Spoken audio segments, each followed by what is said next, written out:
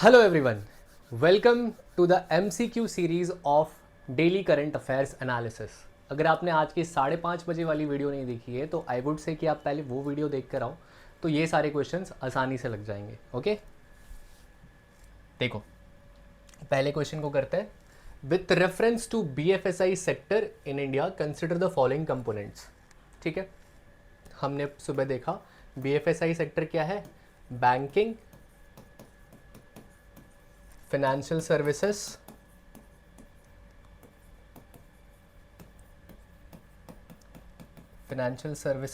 and insurance sector. Okay,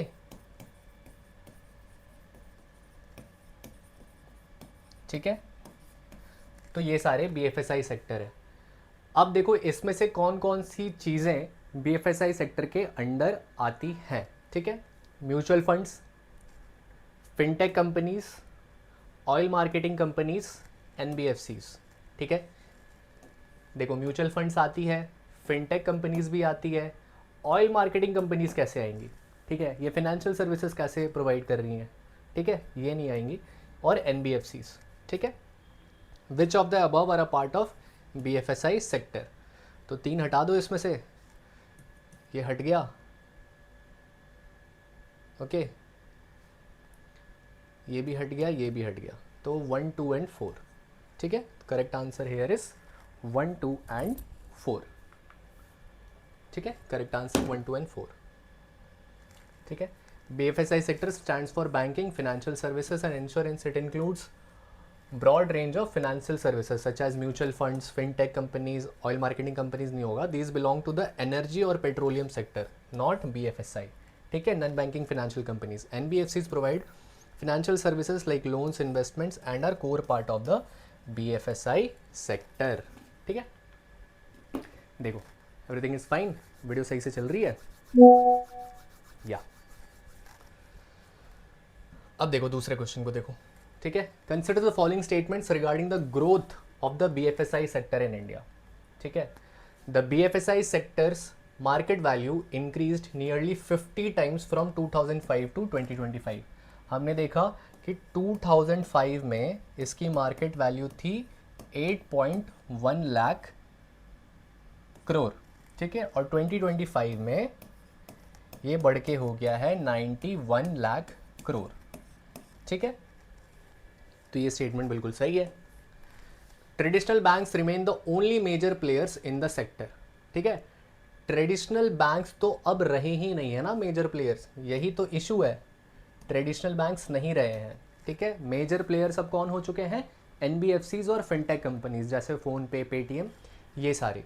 ठीक है, the sector contributes around 1/3 of the total profit of India's top 50 companies. ये बिल्कुल सही है, 1/3 कॉन्ट्रीब्यूशन इसका है।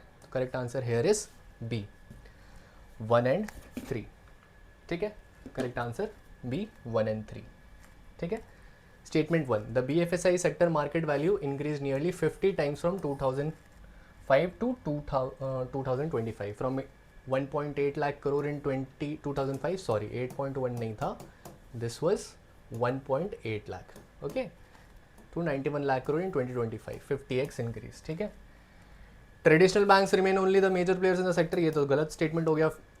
आई told fintech and NBFCs companies like Paytm, phone पे have emerged as a major players. ठीक है, breaking monopoly of the traditional banks. Statement 3, the sector contribute around 1/3 of the total profits in India, top 50 companies. Okay, as per the provided data. ठीक है, अब देखो emergency के बारे में हमने पढ़ा कि इलाहाबाद हाई कोर्ट ने 12 जून 1975, ठीक है, 12 जून 1975 को एक वर्डिक्ट दिया जिसमें इंदिरा गांधी के इलेक्शन को इनवैलिड बताया। ठीक है, ओके, तो उसके वजह से इमरजेंसी लग गया था।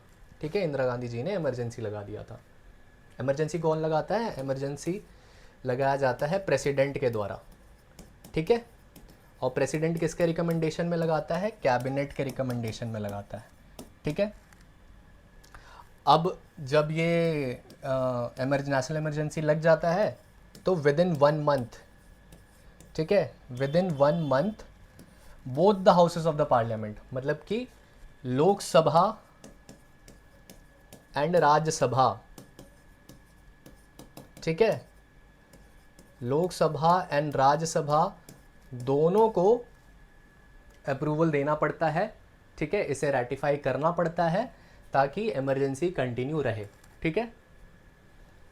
और इसे रिवोक प्रेसिडेंट किसी भी टाइम कर सकते हैं और लोकसभा भी कर सकता है। Forced revocation can be done by Lok Sabha अगर 1/10 मेंबर ऑफ द लोकसभा आकर एक डिक्लेरेशन दे दे कि इसे हटा दिया जाए तो नेशनल इमरजेंसी हटा दी जाती है।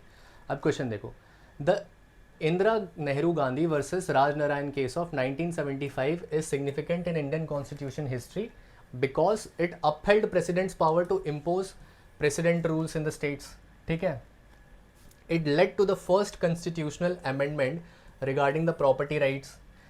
It resulted in the declaration of national emergency and questioned misuse of the machinery in election. It struck down the first amendment as unconstitutional. ठीक है, देखो, the most appropriate option here is C is the correct answer. It resulted in the declaration of national emergency and questioned the misuse of official machinery in the elections. ठीक है, see, it resulted in a declaration of a national emergency, ठीक है। मैंने बताया, क्या बताया मैंने, Indira Nehru Gandhi versus Rajnarayan case 1975 is a landmark Indian constitutional and political history because Rajnarayan who contested the 1971 Lok Sabha elections against the Prime Minister Indira Gandhi accused her of electoral malpractices including misuse of government machinery. उन्होंने government machinery को misuse करने का आरोप इंदिरा गांधी जी पर लगाया था, ठीक है। एवरीथिंग इज़ फाइन, वीडियो सही से चल रहा है या।